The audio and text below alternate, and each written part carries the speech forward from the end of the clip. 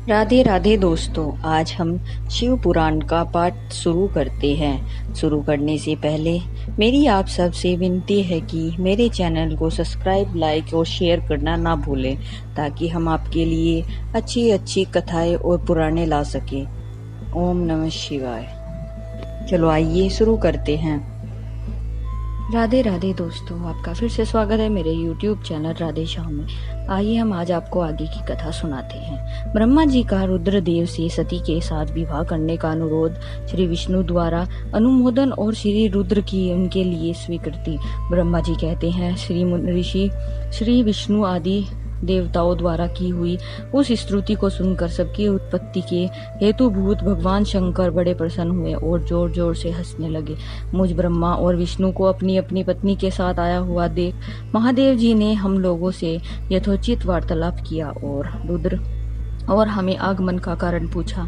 रुद्र बोले, हे हरे, हे विधेय तथा हे देवताओं के महर्षियों, आज निर्भय होकर यहाँ आपने आने का ठीक कारण बताओ। तुम लोग किस लिए यहाँ आए हो और कौन सा कार्य आ पड़ा है, वह सब मैं सुनना चाहता हूँ, क्योंकि तुम्हारे द्वारा की गई स्तुति से मेरा मन बहुत प्रसन्न है। मुने महादेव जी के इस प्रकार पूछने पर भगवान विष्णु की आज्ञा से मैंने वार्तालाप आरंभ किया। मुझ ब्रह्मा ने कहा, देव महादेव करुणा सागर प्रभु, हम दोनों इन देवताओं और ऋषियों के साथ जिस उद्देश्य से यहाँ आए हैं उसे सुनिए। वृक्ष ध्वज, विशेषतः आपके ही लिए हमारा यहाँ आगमन हुआ है, क्योंकि हम तीनों सहसारथी हैं। सृष्टि चक्र के संचालन रूप प्रयोजन की सिद्धि के लिए एक दूसरे के सहायक हैं। सहारथी को सदा परस्पर यथोयोग्य सहयोग करना चाहिए, अन्यथा यह जगत टिक नहीं सकता। महेश्वर, कुछ ऐसे असुर उत्पन्न होंगे जो मेरे हाथ से मारे जाएंगे, कुछ भगवान विष्णु के और कुछ आपके हाथों से नष्ट होंगे। महाप्रभु, कुछ असुर ऐसे होंगे जो आपके वीर्य से उत्पन्न हुए पुत्र के हाथ से ही मारे सकेंगे। प्रभु, कभी कोई विरले ही असुर ऐसे होंगे जो माया के हाथों द्वारा वध को प्राप्त होंगे। आप भगवान शंकर की कृपा से ही देवताओं को सदा उत्तम सुख प्राप्त होगा। घोर असुरों का विनाश करके आप जगत को सदा स्वस्थ एवं अभय प्रदान करेंगे, अथवा यह भी संभव है कि आपके हाथों से कोई भी असुर न मारा जाए, क्योंकि आप सदा योग युक्त रहते हुए राग द्वेष से रहित हैं तथा एकमात्र दया करने में ही लगे रहते हैं। ईर्ष, यदि वे असुर भी आराधित हो आपकी दया से अनुग्रहित होते रहे तो सृष्टि और पालन का कार्य कैसा चल सकता है। अतः वृक्ष ध्वज, आपको प्रतिदिन सृष्टि आदि के उपयुक्त कार्य करने के लिए उद्यम रहना चाहिए। यदि सृष्टि, पालन और संहार रूप कार्य में न करने हो तब तो हमने माया से जो भिन्न भिन्न शरीर धारण किए हैं उनकी कोई उपयोगिता अथवा औचित्य ही नहीं है। अब वास्तव में हम तीनों एक ही हैं, कार्य के भेद से भिन्न भिन्न देह धारण करके स्थित हैं। यदि कार्य भेद न सिद्ध हो तब तो हमारे रूप भेद का कोई प्रयोजन ही नहीं है। देव, एक ही परमात्मा महेश्वर तीन रूपों में अभिव्यक्त हुए हैं। इस रूप भेद में उनकी अपनी माया ही कारण है। वास्तव में प्रभु स्वतंत्र हैं, वे लीला के उद्देश्य से ही यह सृष्टि आदि कार्य करते हैं। भगवान श्री हरि उनके बाएं अंग से प्रकट हुए हैं, मैं ब्रह्मा उनके दाएं अंग से प्रकट हुआ हूँ, और आप रुद्रदेव उन सदाशिव के हृदय से अभिभूत हुए हैं तथा अतः आप ही शिव के पूर्ण रूप हैं।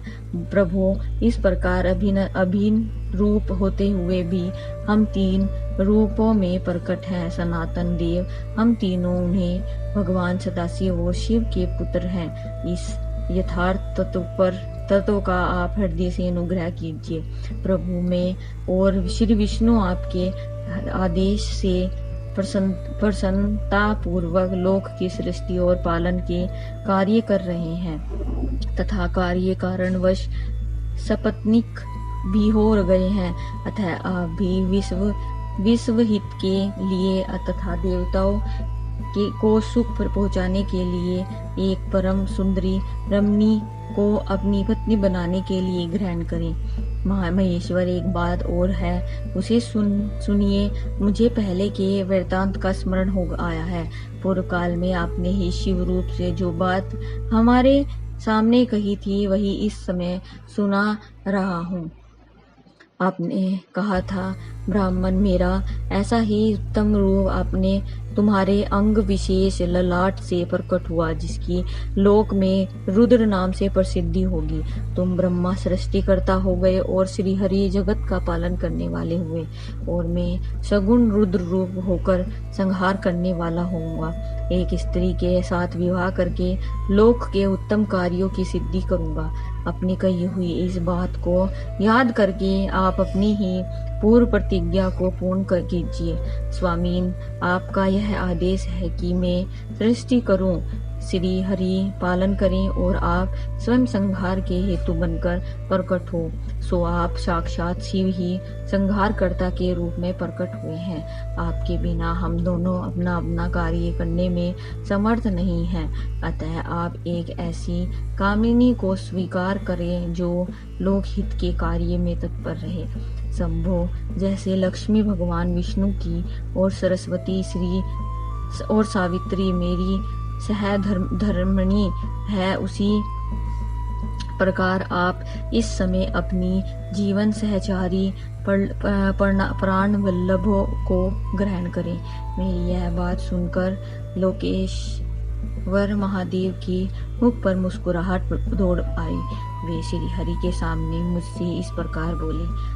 ईश्वर ने कहा, ब्राह्मण, मेरे हरे तुम दोनों, ब्रह्मा और हरे तुम दोनों मुझे सदा ही अत्यंत प्रिय हो। तुम दोनों को देखकर मुझे बड़ा आनंद मिलता है। तुम लोग समस्त अवतारों में श्रेष्ठ तथा त्रिलोकी के स्वामी हो। लोकहित के कार्य में